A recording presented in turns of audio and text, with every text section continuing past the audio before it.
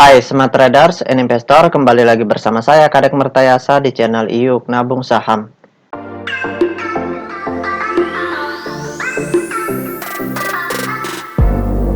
Nah, di episode kali ini kita akan membahas salah satu perusahaan yang di-request oleh Devina JBI. Kode sahamnya SBMA. Nama perusahaannya yaitu PT Surya Biru Murni Acetylen Tbk. Oke, untuk mempersingkat waktu, langsung saja kita buka datanya di aplikasi iPod. Jika Anda menyukai konten-konten kami mengundang Anda untuk mengklik tombol like dan subscribe agar Anda mendapatkan video terbaru kami setiap minggunya. Selanjutnya kita ganti di sini kode sahamnya SBMA, kemudian kita enter.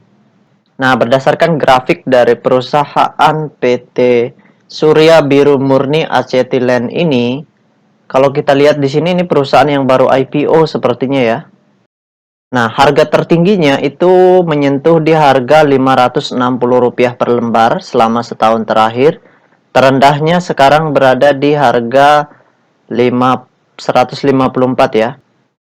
Nah, sekarang kita ingin lihat apa yang dilakukan oleh investor besarnya dari tanggal 1 Maret 2022 sampai dengan 1 April 2022. Di periode sebulan terakhir ini, apa yang dilakukan oleh investor besarnya?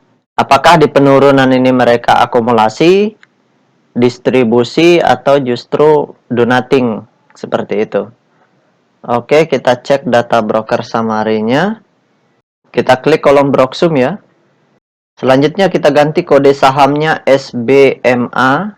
Kemudian tanggalnya kita ganti di sini dari tanggal 01/03 atau Maret 2022 sampai dengan tanggal 1 April 2022. Oke, kita show. Nah, berdasarkan data transaksi atau data broker summary dari perusahaan PT Surya Biru Murni Acetylen Tbk ini, kalau kita hitung total lot yang dibeli dengan total lot yang dijual secara keseluruhan dengan menggunakan tools tambahan yaitu Detektor, maka dapat ditarik kesimpulan bahwasannya selama sebulan terakhir ini investor besarnya itu melakukan aksi big distribusi. Jadi di sini ternyata mereka jualan dalam porsi yang besar ya. Nah, kalau mereka terus jualan, ini harga sahamnya akan turun lebih dalam. Tetapi kalau mereka akumulasi, kemudian merubah aksi mereka di bawah sini ya, itu potensi harga sahamnya naik kembali ke harga resistennya di 468 itu bisa terjadi seperti itu. Oke, kita tutup data transaksinya. Nah, sekarang bagi teman-teman investor, jika ada yang ingin ditanyakan atau ada yang ingin di-request, silakan komen di kolom komentar. Untuk perusahaan-perusahaan yang sudah pernah di-request, silakan ditanyakan di grup channel Telegram kami. Nanti kita akan bahas di sana apa yang dilakukan oleh investor besarnya. Apakah investor besarnya akumulasi, distribusi, atau do nothing seperti itu. Nanti kita bahas di channel Telegram. Makanya silakan bergabung di channel Telegram kami. Linknya ada di kolom deskripsi ya. Oke, selanjutnya kita bahas data peta kepemilikannya.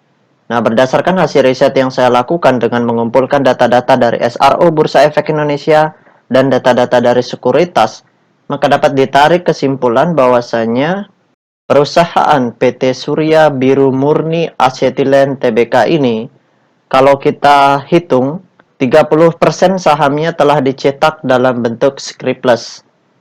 Sisanya itu masih dalam bentuk saham warkat ya. Nah, dari 30% saham yang beredar di publik, kepemilikan investor besarnya di sini 0%. Artinya tidak ada satupun investor, baik institusi lokal maupun individual, yang memiliki porsi kepemilikan di atas 5%.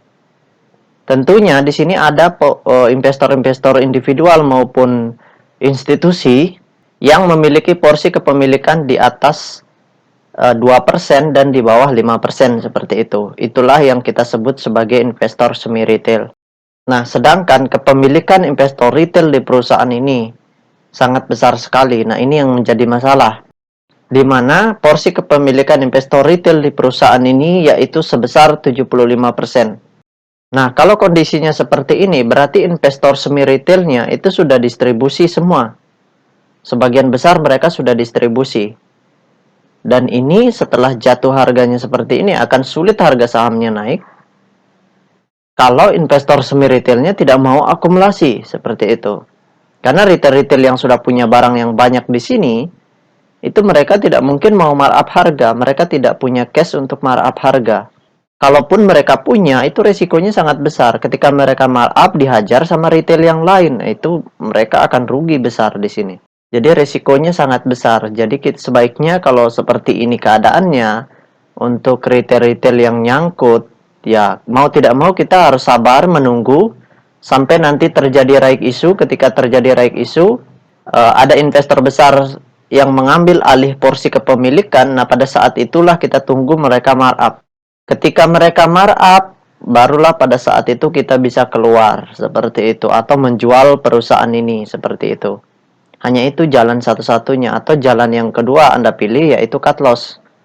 Menjual perusahaan ini dalam posisi rugi seperti itu. Itu hak Anda ya.